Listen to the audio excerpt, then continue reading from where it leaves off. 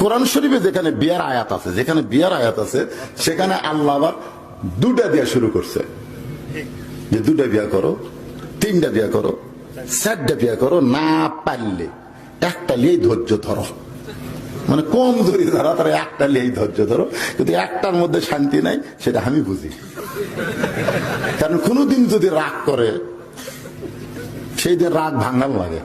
দেখো, রাগ করো না।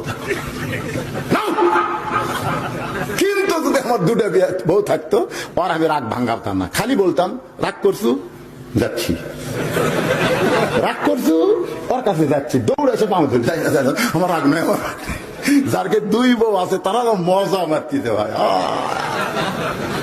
কিন্তু আমরা ধরে এক বউয়ের স্বামী, আমাকে খালি কষ্ট আর কষ্ট। মানে রাগ করলে রাগ ভাঙ্গার লাগে, আর দুই বউ যাদের আছে ভাঙ্গার লাগে না, ওরাই দৌড়ে এসে